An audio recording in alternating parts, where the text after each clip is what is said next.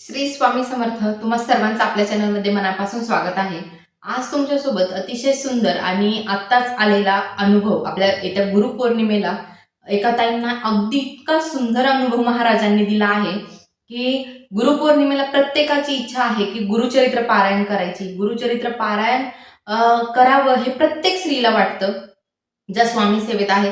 तसंच ताईंची इच्छा होती गुरुचरित्र पारायण करायची आणि त्या गुरुचरित्र पारायणाला बसल्या. गुरुचरित्र पारायणाचे 3 दिवस अगदी सुंदर गेले. पण पारायणाच्या 4थ्या दिवशी असं काही घडलं की त्याने ताईंचं संपूर्ण आयुष्यच बदलून गेलं असं झालं होतं. पारायणाचे 3 दिवस छान गेले. 3 दिवसाचं वाचनही सुंदर झालं आणि 4थ्या दिवशी अचानक त्यांचे मिस्टर सकाळी ऑफिसला जाताना त्या ताई घरी वाचन करत होत्या. त्यांना एक कॉल आला की तुमच्या मिस्टरांचा ऍक्सिडेंट झाला आहे, तुमच्या मिस्टरांचा खूप मोठा अपघात झाला आहे. आता जी बिचारी स्वामींसमोर वाचते आहे आणि तिला असा फोन येतो, त्या बाईची अवस्था काय झाली असेल विचार करा तुम्ही. कारण की आपण इकडे देव देव करतोय आणि तिकडे आपल्यासोबत असं घडतंय, तर हे म्हणजे विश्वास ठेवण्यासारखं नव्हतं. तिथेच ताई वाचन सोडून दिलं आणि त्या हॉस्पिटलच्या दिशेने पळाल्या. घरच्यांनाही कॉल केले, तेही हॉस्पिटलला वगैरे आले आणि वाचन घरी राहिलं होतं.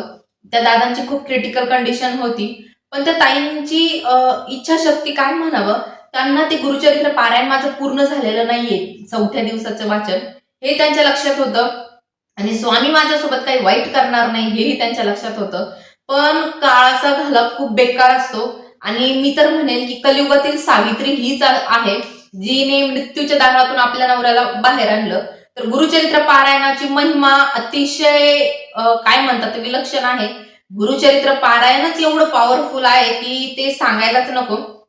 गुरुचरित्र पारायण चालू होतं, त्या हॉस्पिटलमध्ये गेल्या, तिथे दादांना बघितलं. दादांची क्रिटिकल कंडिशन होती, खूप बेकार अवस्था झालेली होती. मेंदूला मार लागलेला होता. डॉक्टरांनी सांगितलं होतं की यामध्ये त्यांचा जीवही जाऊ शकतो. ते ट्रीटमेंटला सपोर्ट करत नव्हते. भरपूर अशा गोष्टी झालेल्या होत्या आणि ताई घरी आल्या. तिथे दादांची जी सिच्युएशन होती ती त्यांनी बघितली. घरी आल्या आणि स्वामींसमोर खूप रडल्या. म्हणजे ना, त्यांच्या मनामध्ये जे काही होतं त्या गुरुचरित्र ग्रंथावरती डोकं ठेवून त्या एवढ्या रडल्या की अक्षरशः सांगायलाच नको की एका बाईसाठी तिचा नवरा काय असतो हे तिलाच माहितीये आणि ज्यांच्या आयुष्यात ही जागा नाहीये त्यांनाच विचारावं त्या जागेचं महत्व. त्या घरी आल्या, गुरुचरित्र ग्रंथावर डोकं ठेवून भरपूर रडल्या आणि काय होतं ना की आर्ततेने हाक मारणं काय असतं ना, हे एखाद्यावरती दुःखाचा डोंगर जर कोसळला ना त्यालाच माहिती तो महाराजांना किती आर्ततेने हाक मारतो. त्या ताईंनी ते रडता रडताच त्यांनी ते पूर्ण वाचन पूर्ण केलं. ज्या दिवशीचे अध्याय कंप्लीट केले, दुपारच्या 4 वाजता आरती केली आणि आरती वगैरे झाली. महाराजांना थोडासा शिरा बनवला. मला एवढं आश्चर्य वाटलं की तुम्ही बघा ना, त्या बाईचा नवरा तिथे मरणाच्या दारामध्ये आणि ती बाई घरी महाराजांना शिरा करतीये, नैवेद्य करते. म्हणजे तिची इच्छाशक्ती आणि तिची श्रद्धा महाराजांवरती किती असेल. आज आपण थोडं दुःख आलं की महाराजांना म्हणतो की काय केलं तुम्ही, मी तर तुमचे पारायण करत होते, तुम्ही माझ्या आयुष्यात इतकं दुःख आणलं.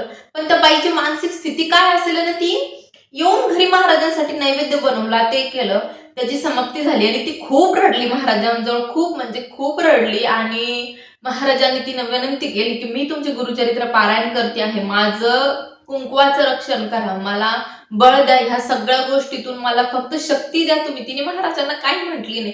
तिने स्वतःसाठी नव्हतं, नवऱ्यासाठी मागितलं की त्यांचा जीव मला द्या, मला त्यांचा जीव वाचवायचा आहे, तुम्ही त्यांच्या पाठीशी उभे राहा, मला ह्या सगळ्या गोष्टीला सामोरं जाण्याची शक्ती द्या. आणि महाराज खरंच तिच्या पाठीशी उभा होते. जो व्यक्ती 2 दिवस त्याच्या ट्रीटमेंटला रिस्पॉन्स करत नव्हता, त्याने डोळे उघडले नव्हते, तो व्यक्ती ठणठणीत बरा होऊन पारायणाच्या समाप्तीच्या दिवशी घरी आला.